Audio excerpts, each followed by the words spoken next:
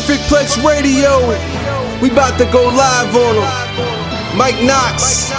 That's with 3 X's cause he's hardcore. Are y'all ready? I go by the name Fred Knoxxx. We about to give y'all something special. You ready? Well, there you have it, folks. Monday Night Raw has just ended from the United Kingdom itself, the UK. People, listen, welcome back to Perfect Plex Talk YouTube. I am your host, Mike Knoxxx. And indeed, I spell my name with 3 X's because I can say what you refuse to say. CM Punk, use a bitch. Now, to your regularly scheduled program, people. Listen, Monday Night Raw opened up with Mr. Bloody Blue, blah, blah, blah, blah, blah, blah, blah, Mr. John Cena. People, that's right, people. The champ was in London, people. And as always, he tries to get over with the crowd by saying to them, hey, WrestleMania should be here. And the crowd, of course, because they're in London, goes wild. Then he proceeds to enter the John Cena Open Challenge, in which I tell you guys, it reminisces me, if you will, so to speak, of the Kurt Angle Open Challenge. I am still instantly anticipating, if you will, who will be this challenger that will beat John Cena for the U.S. title. He goes on, and that challenge is accepted by London's own Mr. BNB himself, Bad News Bat, who, you know, truth be told, was not a very bad match at all. John Cena obviously wins this match, but most importantly, after the match,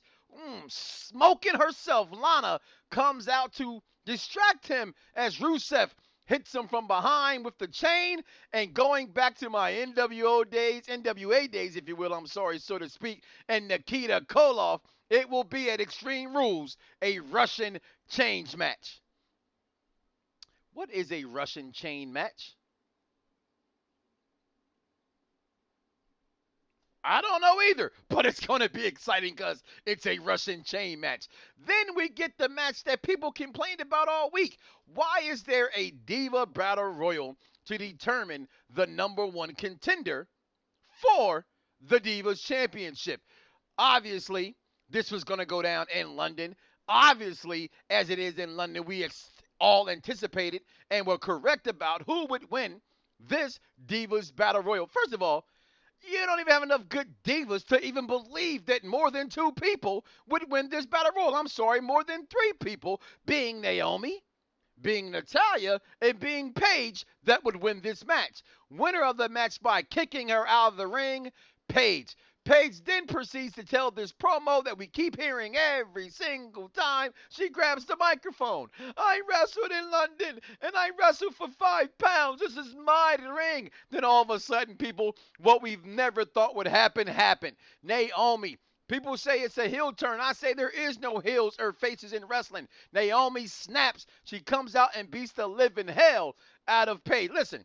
You want milk? No, because she got red smacked all around that ring today, people. Paige got her ass beat by Naomi. Naomi rips off the Uso shirt. And this tells you one thing, or it should tell you one thing. How hurt really is Jimmy Uso that maybe she's not going to be a part no longer going forward with storylines? A lot of things you can speculate about this.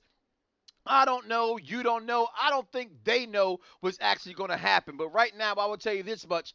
Between the Divas being Nikki Bella, being Paige, and being Naomi, I'm liking this. Yes, I know I'm hashtag don't give Divas a chance. Why? Because hashtag it should be women's wrestling, not Divas. But hey, these women competed, and I thought it was pretty gosh darn good at how that happened.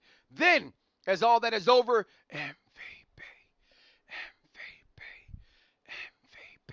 Bray Wyatt, the new face of fear, and the WWE cuts his annual weekly promo, if you will, so to speak.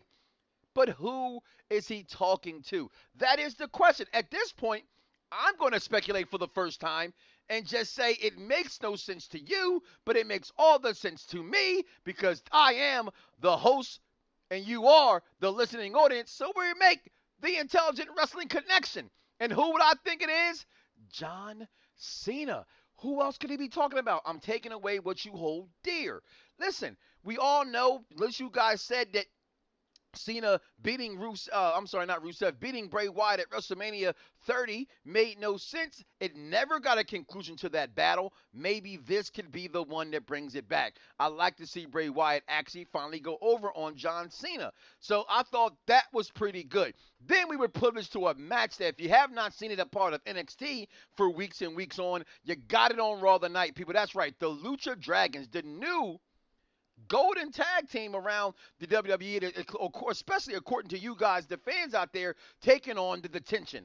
I'm sorry, the Ascension. You know why they're in detention. I said I told y'all last week why they're in detention, because you, the fans, didn't like what you got coming over from NXT. So now they have to repackage this tag team. They're no longer got these promos coming along. They're no longer going to be what they were trying to build them as is this powerful, great tag team, because they keep losing to the Lucha Dragons. Matter of fact, they keep losing almost every week at this point. Maybe they go back to NXT. I don't know if you can do that. I don't know what you do with the Ascension. This was a great, promising tag team that, honestly, the fans would not let this gimmick get up off the ground. Yes, I know some of the things they did with them was different from NXT, and it kind of hampered and took away from them coming up to the big stage. But again, fans, you got to know what you want. You ask for new tag teams. You got a new tag team. Let it see what happens. And that's just my opinion about that. But the Lucha Dragons do move on to win this match. Then we had an interview by Booker T interviewing Roman Reigns in the ring. You know who Roman Reigns is, right? You know the guy who went to Suplex City? Suplex City? Yeah, you know the rest. You know that guy, the Roman Reigns, the Samoan Superman himself. Listen, he interviews in the ring. He's telling him, God, look, I'm going to win my WWE Championship. Big Show interferes at the the Titantron, telling him that I'm going to make you the biggest disappointment that this company's ever seen. They've built you to be this Superman. I'm going to prove to the world that you're not. Roman Reigns says, you know what? I'm going to retire you. He proceeds to walk up the ramp. Big Show attacks him as the crowd is cheering, please retire. I don't want to say that I agree with them necessarily, but you know what? I agree with them. Big Show, it's time for you to hang it up. They're not doing anything with you of significance. You've done everything you could probably do in this company. It's okay sometimes to just say goodbye. We have not got the Big Show like we've gotten Jericho or, Booker T and JBL and other guys who have left for an extended period of time and had returned. We never really got that with the Big Show. So I think it's time for him to actually kind of do move on so we can see what else is out there. Then other matches on the card, we got Adam Rose taking on Dean Ambrose. Dean Ambrose wins. Then we had Stardust take on Fandango. Stardust wins this match. Only thing about that match that was important was at the end of the match, Fandango says to the world, Rosa is the reason why he's not dancing right. And then he goes, because, was this Fandango changing, or was this a reason to get the crowd to dance? Because it is hashtag wrestling is storyline. But at this point, WWE means entertainment. So what was this? Can you take anything from this? I don't take anything from this. If you think it's something more than what it is, like Jeremy Jones would say, comment below. Let me know. But I think it was just what it was for tonight's TV event, and that's exactly what you got, was something for tonight's TV. Then what was telling was Daniel Bryan being backstage again. Daniel Bryan's not on his card tonight wrestling 2 weeks in a row. How hurt is the Intercontinental Champion? Okay, Daniel Bryan backstage with Kane, telling him, if you mimic the finger poke of doom, everybody knows what that is. That is the infamous match between Hulk Hogan and Kevin Nash that happened in WCW for the WCW Heavyweight Championship that most wrestling fans say was the worst day in wrestling history. If you do this, then you have no pride. And to have pride, to go out there and be a man, you need to go out there and face him like a man and win this match. Then the champ is here. The champ, that champ, the real champ, Seth, I can do it all. You can't do nothing. I can do. Rollins shows up and takes on the guy I just spoke about, Kane. As it looked as if Kane was going to lay down for him, he decided to change his mind. Gets up, tries to take on J&J Security, Noble and Mercury. He choke slams Seth Rollins. Looked like he's about to tombstone him. Then he rolls him on top of himself. Along with those chants that the fans were yelling about, it's time for the Big Show to retire. I think it's time for Kane to go as well. I know he cut the promo that, people reminded of. Shout out to my man King Vaughn Jr. on Twitter, who said, reminded everybody of, I'm going to plug this car battery up to your testicles and do unnecessary things, which is the Kane we all know and love. But for him to do this, I wonder in a night and in a federation, which I think the writing is getting better because I think they're atoning for some of the mistakes they have made in the past, and I'll get on with that in a second. But to atone for those mistakes, you make this mistake right here, and you still smack us in the face. No one for the WWE title, but no wrestling fan wants to see a wrestler lay down. In the words of Shawn Michaels himself, I lay down for no one. I don't understand that. I don't get where they're going with that, but that's exactly what happened. Then we get round two of The Miz versus Mizdow. Can he please be called Damian Sandow? Because that is his name. He took Summer Rae. Now Summer Rae is his valet, if you will, so to speak, winner of this match, Damian Mizdow. But we get the rubber match. Of course we're going to get the rubber match at Extreme Rules. Who wins this match at Extreme Rules? We should know who it shall be, right? It should be The Miz because that's just the way the WWE writes things. I don't know what's going to happen. I used to be entertained by this. I used to want this to happen. Now that I'm actually seeing this in the ring, it's actually not entertaining to me to see The Miz versus Mizdow. They're doing nothing. I don't think these two work well in the ring together. It's actually kind of disappointing that we clamored, we preached, we begged, if you will, for this breakup of these two gentlemen, and it's not delivering, at least on my television. To me, it's not delivering whatsoever. Winner of that match, like I said, was Damian Mizdow. Now, this is to me where the night actually started to take off. The third hour, which is the hardest thing to do, right? Get through the first 2 hours of Raw because it's 3 hours of Raw and no one likes 3 hours of Raw. Everyone complains the third hour is always dragging. Tonight is where all the action happened. Now, I ask you, is this a case of all the great television that came back on the night between Gotham, the originals, and other, TV shows that are out there that you may watch? Did the WWE realize this and then put their best programming of the 3 hour Raw on the third hour? I don't know, but it seemed very entertaining to me. Primetime players come out there yet again and make fun of the tag team division. Now, before I get into what the primetime players said, this is where I said the writing is getting better. Is the WWE, is the creative team of the WWE making up for the mistakes they've made? They've come at the New Day for what they've done. They've come at the detention, the Ascension for how they've been booked. Now they're coming at Lost Matadores for how they've been booked, even making fun of the fact that they were Puerto Ricans portraying Spaniards on television. This is, to me, why I like this. You can't give the primetime players the credit. I give the primetime players the credit because the WWE creative has let them do this, and they're probably one of the realest tag teams next to the Usos and obviously Team Technician, your tag team champions, that are out there. I love this. I thought it was great. And this was pretty awesome. And speaking about that, I forgot totally in the night that we got Randy Orton, who took on Cesaro, that was interrupted by Kane. It said turned this into a tag team match, where it became a handicap match, if you will, where Randy Orton took on Team Technician and beat them both. Randy Orton goes on to get his stipulation later in the night because Seth Rollins' match with Kane also was supposed to be a stipulation match. Again, that was the conclusion of Raw, the stipulations. Now back to where I was because I skimmed past all that in my notes. But it's okay. I digress.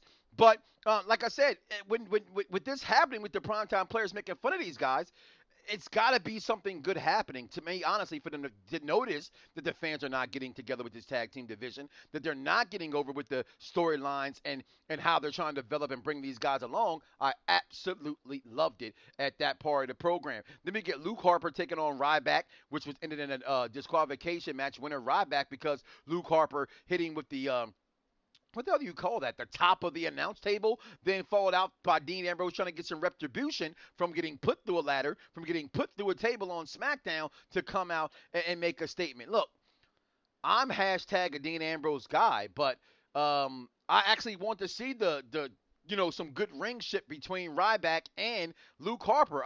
Big guys is still in the WWE, whether you like it or not. They're going to be in the WWE as long as Vincent Kennedy McMahon is out there still pushing the buttons. These are two big guys, no brokeback intended, that can actually go inside the square circle, and I'd like to have seen more of a dynamic between the two. But hey, Dean Ambrose comes out. He attacks Luke Harper. Listen, you're still getting the Shield versus the Wyatt in some form or fashion. But people, like I said, the night picked up because right after that, Naomi drops a great promo. She said this isn't about wins and losses. And I've been telling wrestling fans for over 5 years here on Perfect Plex Talk YouTube for, as more importantly on Perfect Plex Talk Radio, where each and every single Monday night we bring to you the best in wrestling conversations with our 3 count edition, giving you the greatest in wrestling talk and interviews from everybody from Rikishi to Ken Shamrock to the primetime players. So you name it, they've been a part of this program. So check that out at www.bdsirnetwork.com, the Wall of Fame, and look at all the great interviews that we have had on that program. But she talked about this. Wins, losses doesn't matter. And she talked about, again, where I said the creative team is getting made fun of, but are they getting made fun of in a smarter way? Because they're in tune with us out here in the YouTube community. They're in tune with the IWC. They're in tune with the marks that are out there. They're listening to what we are saying. And she clearly says, how you have a Divas match for number one contender when I beat the Divas champion twice in a row? Exactly. It made no sense. Great promo by Naomi. Some were actually tweeting that she cuts a better promo than her husband, Jimmy Uso. But I'm not here wanting to gossip. You ain't heard that from me. But people, listen. I asked, can we get some more Neville? Last week we got Neville versus the champ, Seth Rollins. Now we get Neville taking on Hill Ziggler, people. And may I say, I'm not Italian, but if I could just copy you people for 1 second, mwah, that was magnifico, okay? People, listen, Adrian Neville, whatever you want to call him, is a bona fide superstar. And I love the fact that adding that young talent with talent that has not actually grabbed the brass ring in Hill Ziggler, that someone who is reaching for the brass ring and Neville put together in this match. It was incredible. Neville walking the apron, a la Jeff Hardy, if you will, so to speak, hits him in a 450 splash. That's how you grab the brass ring. This proverbial brass ring, if you will, so to speak. I love it. I love the match. Winner of the match still. I'm a Hill Ziggler fan. Hill Ziggler. Absolutely. Then at that point, Sheamus attacks, letting him know that he is still here. He is still a force to be reckoned with, attacking any and everybody who was in the ring. Sheamus' new look, like I said last week, is badass. Then we get to the end of Raw. What we were waiting for, we got it. You got it. You got your stipulations for Extreme Rules for the World Heavyweight Championship. Seth Rollins says, no RKO. Wow. How does Randy Orton win this match out of RKO? Maybe we get to see a punt in the head. I don't know. Then Randy Orton says, you know what? How would you be without the Authority? How would you be without J and J security? I'll tell you one thing. If he had Ralphus, he would have better security. Shout out to Ralphus, the greatest security guard of all time in wrestling history. But he says, you know what? I'm thinking, which dumb of me to think, oh, they're going to put him in a Hell in a Cell. Because that would make sense, right? Because it has a lid on it. No one can get inside a Hell in a Cell. Well, okay, we know that's not true because they can just rip the cage off and do whatever kind of crap they want to do because it's wrestling. However, it's going to be in a steel cage match. And then Randy Orton proceeds to say, I can't RKO you at Extreme Rules. Let's get the fans their money worth. And he proceeds to try to attack the champ himself, Seth Rollins, to no avail, getting his hands on him other than throwing him over the chair that was in the ring. Overall, I thought Raw was a decent night. I thought last week's show was a little bit betterly paced. I know a lot of people out there on Perfect Plex Talk Radio, like I said, each and every single Monday night at 6 p.m. that tune in. Shout out to the crew, Chad Rivera. Shout out to Huggo. Shout out to Toff and everybody also listening out there, Mo_Eaton, and the fans out there that tune in every single week. That didn't like Raw last week. I thought Raw was actually pretty good. So this week again, it was not a bad Raw. Again, Raw is not must-see TV because it's just not must-see TV. Wrestling is different than what it used to be 15 years ago. But overall, I'm going to go ahead and give it 3. No, I mean, no, I'm going to be better than that. I'm going to give it 4 out of 5 Shawn Michaels European title run championships. It was not a bad Raw. I got the third hour, which is normally the drag-on part of Raw. And there, for me, it made it a better Raw between, like I said, the primetime players, Naomi, like I said, going on with Aaron Neville and Hill Ziggler. It wasn't bad. It wasn't great by any stretch of imagination. But again, I don't think wrestling has been great on a week-to-week out basis for quite some time. But it brings me to my closing arguments, people. Yes, I said my name is Mike Knoxxx. I spelled it with 3 X's because I'm not afraid to say CM Punk's a bitch. And this is why. Yeah, you could say that. So you could say, did he just say that? And he's wearing a GTS shirt? Yes. You know why I'm wearing a GTS shirt? Because CM Punk needs to go to sleep. That easy. Listen, people. And most important, listen, Phil. Now, let me just say this is my disclaimer as well. Phil Brooks, the man, I respect you because you have earned the right to do whatever you want to do. It's your life, it's your body, and you've made your mark. However, this is where I separate myself from you from this point on. I'm offended. Wrestling historians should be offended. Bret Hart, Macho Man, Mr. Perfect, if they were here, should be offended. Shawn Michaels should be offended. Triple H should be offended. Ric Flair should be offended. The Rock should be offended. John Cena should be offended. Any other greats you want to name should be offended. Why? Because for 434 days, you were champion. For week in and week out, you said you were the best in the world. You proved to us, you fought for us wrestling fans that what wrestling is, how much it meant to you, the passion you had inside of it. You disrespected every individual out there in the indies trying to work their way up, and everybody who's come before you to say the words, being the best in the world at a fake sport means nothing. Well, let me tell you something, CM Punk.